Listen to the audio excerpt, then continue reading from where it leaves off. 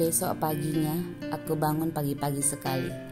Aku tidak ingin terlambat bekerja dan sedikit segan untuk sarapan di rumah si PS. Sambutan kurang bersahabat Bibi Laura tadi malam membuatku tidak nyaman. Saat aku di pintu, "Maaf Nona Elia, silahkan sarapan sebelum berangkat bekerja." Pak Rasel sudah memberitahukan kepada kami agar memperhatikan kebutuhan Nona selama tinggal di rumah ini, ucap seorang wanita dengan ramah dan sopan kepadaku.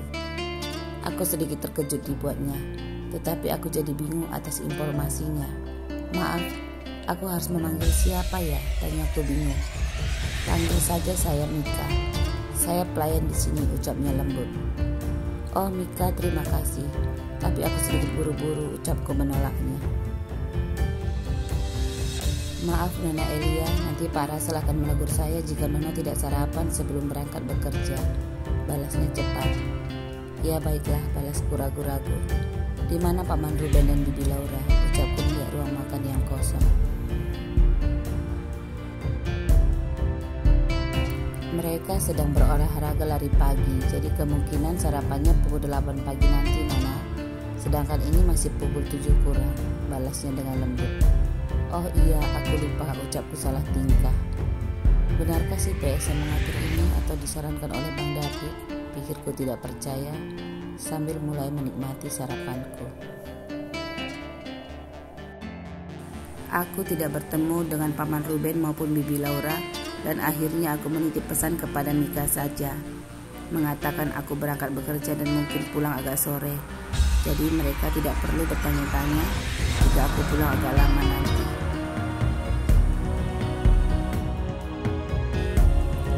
Hari ini setelah bekerja dengan baik, di saat makan siang, aku dikejutkan dengan kedatangan si pemilik kantor notaris tempatku bekerja saat ini. Dia seorang pengacara tampan berusia 34 tahun yang bernama Pak Dery.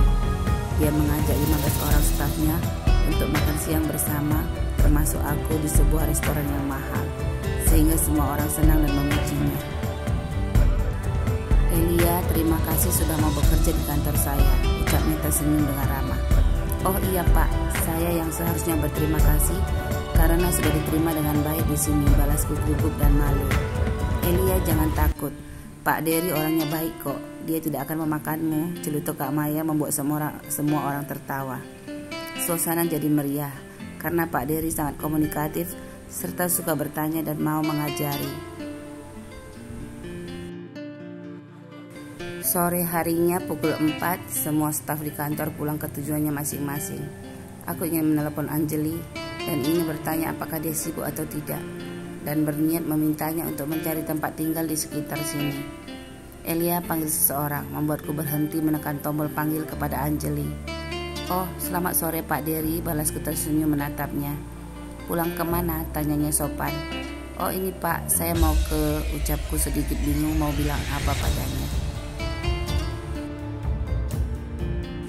"Kemana?" ulangnya dengan lembut. Matanya yang teduh sangat dalam. "Kenapa ada pengacara tampan seperti ini?" pikirku terpana kagum memandangnya. Elia panggilnya lagi. "Oh maaf Pak Dery, saya harus pergi ke tempat lain. Ada urusan sedikit Pak," ucapku malu.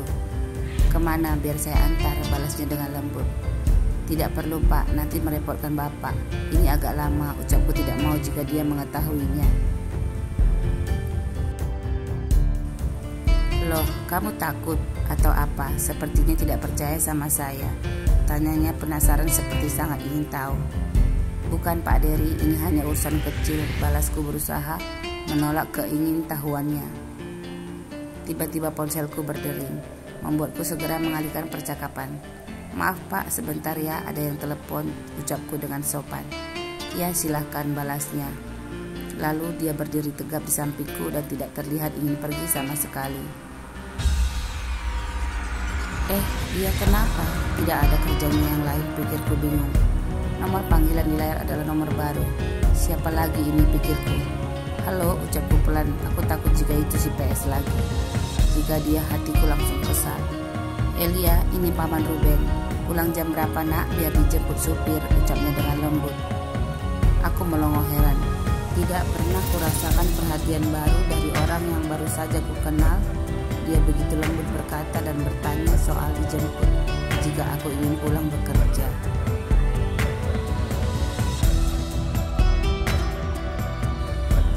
Oh, ini sudah mau pulang Paman. Saya mau naik angkot saja dan tidak perlu dijemput, balasku hati-hati. Elia, tidak perlu sungkan, ucap Paman Ruben dengan lembut. Ya sudah, hari ini naik angkot tidak apa-apa. Karena kamu anak gadis, wajar jika harus dijaga. Jadi besok kalau bekerja biar diantar dan dijemput oleh supir kita saja ya nak. Nanti Russell juga tidak senang jika kamu tidak cepat pulang dan keluyuran di jalan raya, ucapnya membuatku semakin melongo. Kenapa ya kesannya kok seperti telah diatur oleh si PS semua, pikirku curiga. Elia, mana angkotnya? Panggil Pak Dery tiba-tiba sehingga membuatku terkejut. Itu Pak mana ya? Balasku tersipu malu, sudah ketahuan berbohong. Ayo Elias, saya saja yang jadi angkotnya karena ini sudah sore. Tidak baik bagi wanita cantik sore-sore sendirian di jalan, ucapnya asal. Bapak bisa saja, balasku malu dan jadi geli. Pak, saya segan diantar sama Bapak. Nanti Bapak jadi repot, balasku mengingatkannya. Aku tidak repot Elia, ayolah, kemana kamu harus diantar? Tanyanya ramah. Ke rumah Pak Russell, balasku. Kamu tinggal dengan Russell? Ucapnya terkejut. Iya Pak, tapi itu untuk sementara saja. Kamu wanita di berita itu ya, ucap Pak Dery menatapku lekat-lekat. Iya Pak, itu saya. Oh, ayo kita bercerita di mobil saja. Kamu tunggu di sini dulu, aku ambil mobilku sebentar, ucapnya bergegas ke area parkir di depan kantornya. Semoga saja tidak ada masalah baru, pikirku stres. Orang-orang baru yang kukenal saat ini semuanya pria tampan, mapan dan memiliki pekerjaan yang berpengaruh. Tetapi semuanya hanya bikin ribut saja, pikirku bingung.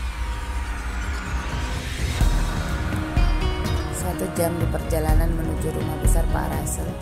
Pak Dery benar-benar pintar memancingku untuk mengutarakan semuanya. Aku cemberut dan menatapnya lama karena tidak mampu menolak permintaannya. Aku berusaha mengelak untuk bercerita, tetapi dia dengan mudah menjebakku, sehingga aku keceplosan menceritakan semuanya. Benar-benar sesuai dengan pekerjaannya, pikirku. Dia seorang pengacara, pintar berbicara, menjebak dan mengoreksi.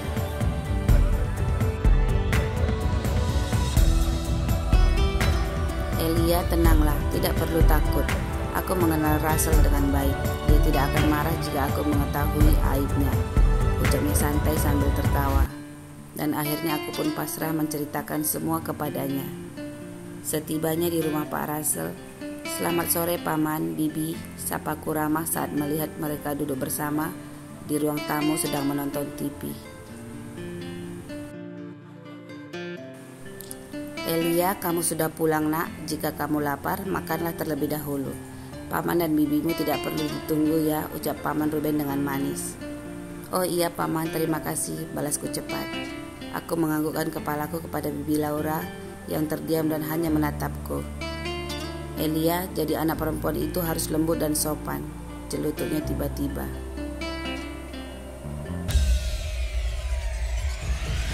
Aku tidak tahu apa maksud Bibi Laura. Itu benar Bibi, tetapi tergantung kondisi dan juga latar belakangnya, balasku. Karena aku sedikit bingung kemana arah pembicaraannya. Tetapi aku jadi ingin segera mengetahui apa maksudnya yang sebenarnya. Aku mendengar bagaimana kamu memperlakukan anakku Russell dan menantuku Kanaya. Russell sudah menceritakan semuanya padaku. Dan apa alasan kamu tinggal sementara di sini? Dengar Elia, Russell adalah anakku yang kulahirkan, yang kubanggakan dan kuasuh serta kudidik dengan baik dari kecil. Lalu sekarang dia menjadi seorang pengusaha yang besar. bukan seorang pembawa sial seperti yang kamu tuduhkan kepadanya. Jangan sembarangan kamu bicara, ucap Bibi Laura lembut namun tegas. Jika dia pembawa sial, maka tidak mungkin dia bisa membesarkan semua perusahaan-perusahaan yang terkenal di kota ini, ucapnya lagi. Tatapan tidak senangnya terang-terangan menatapku marah. Jangan begitu istriku, Elia adalah tamu kita. Kenapa kamu berbicara yang tidak-tidak? Masalah itu sudah lewat, jadi jangan dibangkitkan kembali, tegur Paman Ruben kepada istrinya.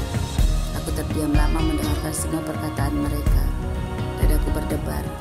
Aku sangat tersinggung dan merasa bodoh. Akhirnya tidak perlu lama masalah baru terjadi lagi, pikirku menahan sakit hati.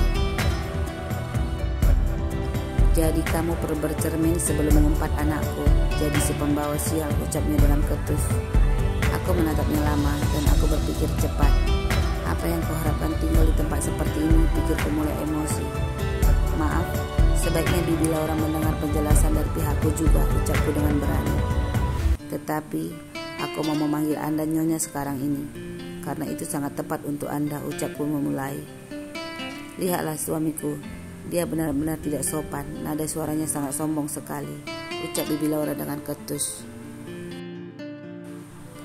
Sudah, kalian berdua tolong jangan ribut, ini sudah malam. Pergilah ke kamarmu Elia, ucap Paman Ruben ingin melerai. Nyonya Laura, panggilku dengan datar. Telepon anakmu si Russell itu sekarang juga atau menantumu sekalian, ucapku dengan dingin. Aku tidak pernah membuat masalah kepada orang lain jika dia menghargaiku terlebih dahulu. Tolong ingat itu baik-baik. Aku memanggilnya si pembawa sial, seruku dengan keras, karena dia terlebih dahulu memakiku dengan kata-kata itu. Saat dia meminta kerjasama denganku tentang masalah tabrakan itu yang telah membuat pernikahannya batal, maka aku bersedia membantunya karena aku bersimpati. Walaupun setelah itu aku menerima cap buruk di depan umum dan keluargaku di kota lain juga ikut resah, aku tetap membantunya. Satu masalah antara aku dan anakmu sudah selesai sampai di situ.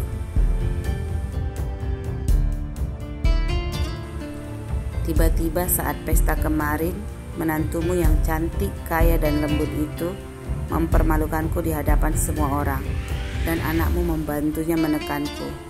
Seasinya adalah Bang David. Setelah itu Nyonya bisa menelepon Bang David dan bertanya tentang kebenarannya. Aku juga tidak sudi untuk tinggal di sini sebelumnya, tetapi anakmu yang kamu banggakan itu terlalu ikut campur dalam kehidupanku. Sekarang juga aku meminta Nyonya untuk meneleponnya. Jika dia mengatakan aku angkat kaki sekarang juga dan dia tidak menyentuh keluargaku lagi, maka dengan senang hati aku segera lenyap dari pandanganmu, ucapku dengan tegas. Aku menatapnya dengan berani sehingga dia jadi sedikit gugup dan gerak-geriknya terlihat meminta pendapat dari Paman Ruben.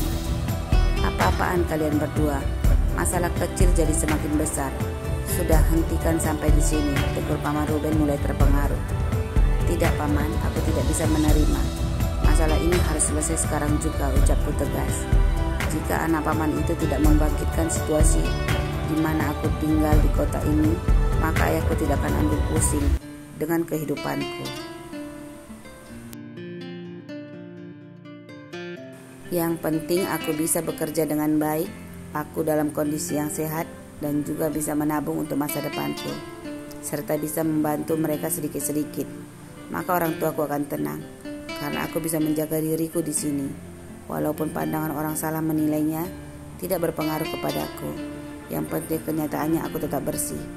Aku bukan wanita yang harus bermanis-manis di depan mata orang lain, tetapi kenyataannya aslinya berbeda, ucapku menatap keduanya tanpa berpaling.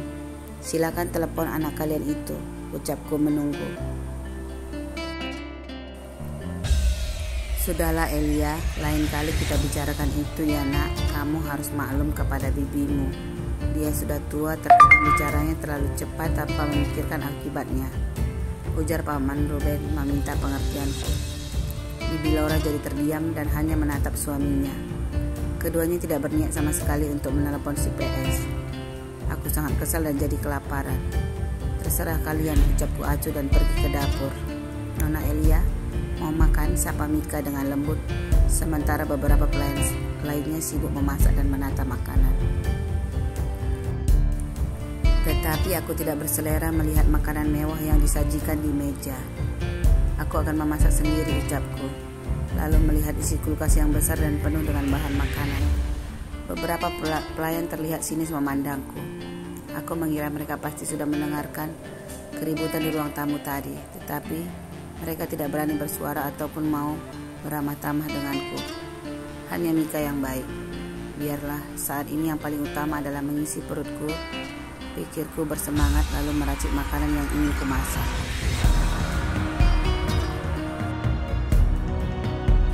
Setengah jam kemudian aku selesai memasak dan mulai makan dengan buru-buru karena sudah terlalu lapar. Elia, masakannya wangi sekali ya nak, ucap Paman Ruben tiba-tiba saat dia memasuki ruang makan. Oh iya Paman, makanan biasa saja, ucapku tanpa berhenti. Apa Paman boleh minta coba? Ucapnya pelan seperti anak kecil. Oh, ini ambil saja Paman, ucapku bingung. Ada menu mewah yang belum disentuh. Kenapa dia ingin makan tumisan sayur daging biasa, pikirku aneh. Oh, ini enak juga Elia, ucapnya bersemangat makan. Ya, makanlah Paman jika Paman suka, ucapku sambil menyodorkan mangkuk sayur di depanku. Kamu sudah kenyang? Tanya Paman berharap. Makanlah semua jika Paman berselera. Aku bisa makan yang lainnya, ucapku ramah. Terima kasih ya nak, entah mengapa Paman jadi kepingin makan setelah melihatmu makan, ucapnya ceria. Dan setelah selesai makan, aku akhirnya mengerti apa maksud Paman Ruben. Di saat makan tadi dia bercerita bahwa Russell adalah anak kesayangan Bibi Laura. Adiknya Rusty alias kembarannya pergi dari rumah ini entah kemana tanpa memberi kabar sama sekali. Sudah hampir 4 tahun Rusty belum pulang. Dia suka berpindah-pindah, bekerja di mana dia suka, dan hanya tinggal Russell, anak satu-satunya yang menemani mereka saat ini. Dan sementara itu Russell sendiri sudah sangat sibuk dengan semua bisnisnya. Jadi tolong dimaklumi sikap Bibi Laura ya nak, ucap Paman Ruben.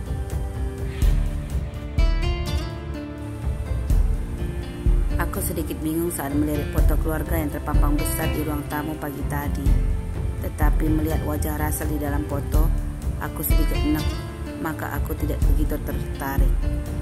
Dan ternyata ada 2 pria tampan generasi dari Paman Ruben di rumah ini. Aku tidak ingin ambil pusing soal mereka.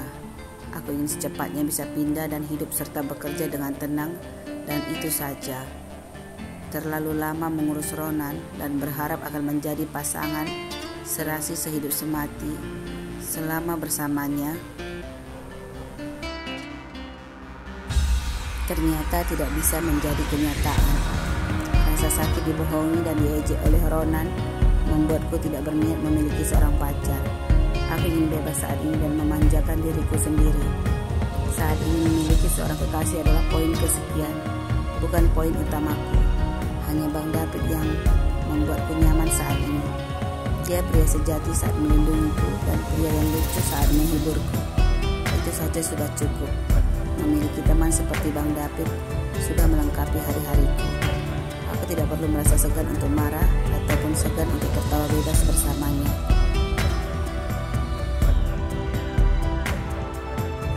Sedangkan dengan pria-pria lainnya kemungkinan kita harus menjaga image kita di depan matanya. Dan aku tidak terbiasa dengan itu. Aku tidak suka berpura-pura atau harus menutupi kebiasaanku di hadapan seorang pria. Aku ingin menelpon Bang David dan menceritakan semuanya. Tapi dia pasti sibuk bekerja melayani perintah bosnya Pak Russell. 6 hari lagi, semoga aku tidak bermasalah lagi di rumah ini. Dan secepatnya bisa menemukan tempat kosan yang baru.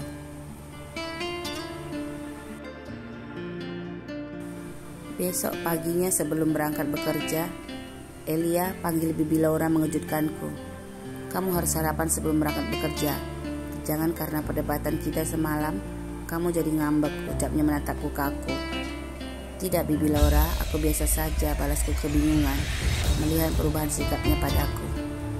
Kalau begitu ayo kita sarapan bersama, ucapnya. Di kantor, sambil menginput data dan laporan yang diperintahkan oleh Kak Maya ke dalam komputer, aku melamunkan kejadian di ruang makan pagi tadi. Paman dan Bibi berubah menjadi ramah. PX juga pernah berubah menjadi ramah. Tetapi itu pun setelah aku menentang mereka. Apakah harus begitu, pikirku aneh. Kenapa tipe orang seperti mereka setelah kita menjelaskan pendapat kita baru mereka mau menghargai kita? Elia, Pak Dery bilang kamu mencari tempat kosan, ucap Kak Maya tiba-tiba menghampiriku. Oh iya Kak, apa Kakak tahu ada kosan yang disewakan daerah sekitar sini, yang dekat ke kantor, balasku. Kebetulan tempat kakak tinggal ada beberapa yang kosong. Kamu bisa lihat-lihat nanti pas pulang bekerja. Setelah itu kalau cocok, aku bisa memberitahukannya kepada penyewa. Balas Kak Maya dengan, oh benarkah Kak Maya? Nanti kita lihat bersama ya, ucapku merasa ringan tiba-tiba. Di saat makan siang, aku bertengkar dengan ayahku dan meminta ibuku memberi penjelasan kepadanya. Jangan menilai orang karena dia berkata manis di depan ayah, ucapku. Karena di sini aku yang mengetahui bagaimana sebenarnya dan siapa itu Pak Rasa. Aku yang mengalami semua kesulitan di sini. Hanya karena dia kaya dan pengusaha besar, belum tentu aku aman di bawah kendalinya, ucapku dengan kesal. Dan aku mengingatkan kepada mereka untuk jangan mendengarkan pendapat orang lain tentangku sebelum bertanya terlebih dahulu kepadaku. Ayah dan ibu sepertinya tidak begitu senang dengan berita yang kusampaikan. Tetapi ketika aku mengatakan akan mengirimkan mereka uang 20 juta, maka akhirnya mereka tidak berkata-kata ataupun protes lagi.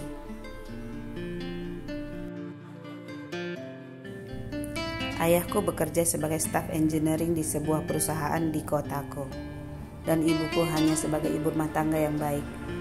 Sedangkan adikku, Eden, masih duduk di bangku kelas 2 sekolah menengah umum.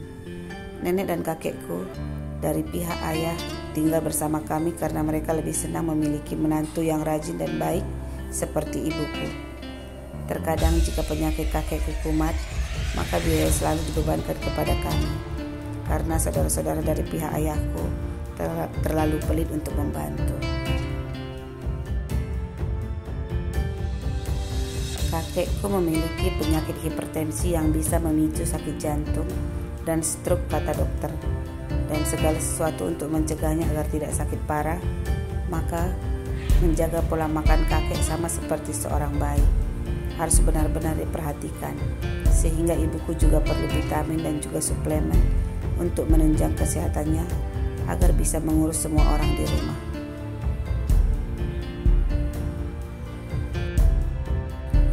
Hari ini aku sangat bersyukur karena telah menemukan tempat kos-kosan yang bagus. Walaupun sedikit mahal, tetapi keamanan serta fasilitas kamar sudah lengkap dan bagus. Dan ayah menekanku, tunggu setelah Pak Rasel dan Bang David pulang, biar mereka yang mengantarku pindah nanti. Iya, baiklah, ucapku senang jika mereka sudah setuju. Seminggu akhirnya berlalu, dan aku buru-buru pulang bekerja hari ini. Aku ingin menunggu Bang David.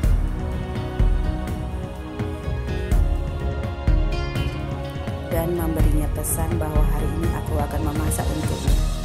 Dan mengatakan bahwa Bibi Laura dan Paman Ruben senang jika aku memasak di rumahnya. Pukul 7 malam, mereka berdua sampai dengan selamat di rumah. Bang David seruku memandangnya dengan gembira. Elia balasnya tersenyum manis. Russell, David, ayo makan malam.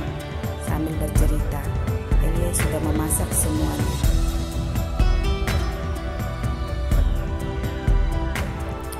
Dan dia sudah tidak sabar menunggu kalian untuk menikmatinya, ucap Paman Ruben dengan ramah. Aku segera bergegas di dapur menanti mereka masuk dan duduk di meja makan. Beberapa pelayan sibuk membantu.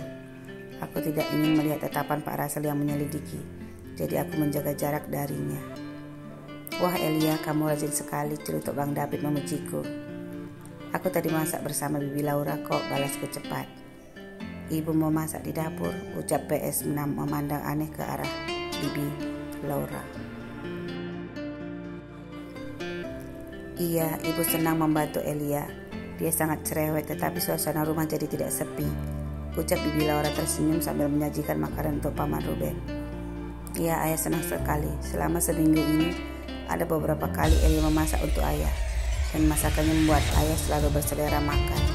Timpal Paman Ruben bersemangat. Oh, ucap PS dan sepertinya dia melirikku. Bang, ini makannya, ucapku sambil menaruh sayur dan ikan di piring Bang David.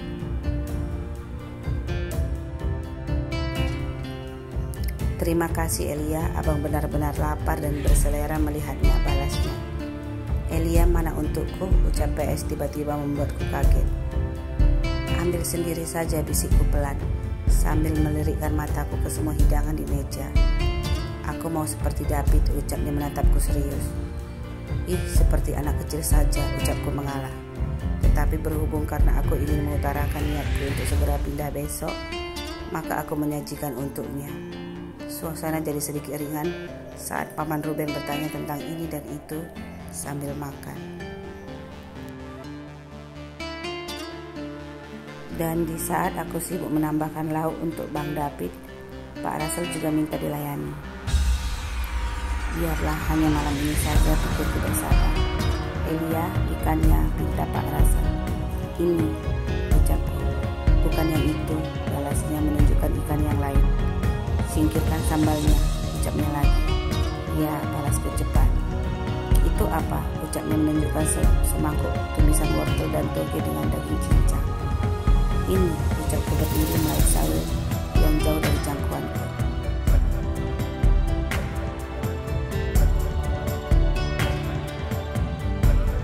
Iya, balasnya sambil makan dengan lahap. Elia, minum, ucapnya lagi. Apa? Ucapku mulai kewalahan, karena setiap apa yang dimintanya, lalu kutawarkan juga kepada Bang David. Minum, ucapnya sambil tersenyum manis. Sementara gelas minumnya hanya sejengkal dari piringnya. Akhirnya aku menatapnya, gara-gara aku mulai kehilangan kesabaranku saat senyumnya terlihat nakal. Oh, ini minumnya PS, geramku sambil mencubit pipinya dengan gemas.